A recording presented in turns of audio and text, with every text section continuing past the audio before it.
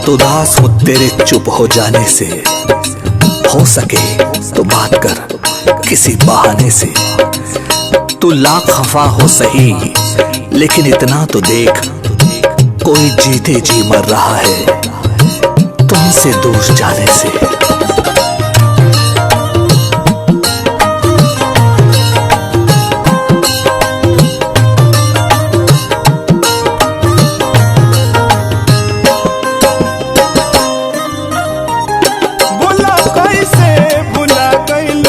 कसम वादा को के ये जान बड़ी खुश बारूनू तू हमसे दागा को के ये जान।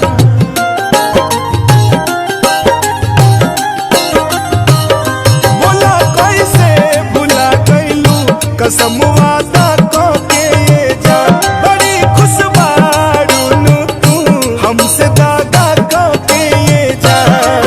तू ही रहलू अखिया के हमरा तारा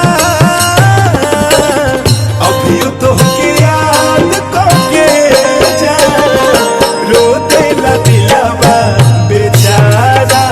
हाँ अभी तो के याद करके जा रो देला दिलवा बेचारा। बहुत गहरी थी रात लेकिन हम सोए नहीं, दर्द भी बहुत था दिल में लेकिन हम रोए नहीं। कोई नहीं हमारा जो पूछे हमसे भी, जाग रहे हो किसी के लिए या फिर किसी के लिए सोए नहीं।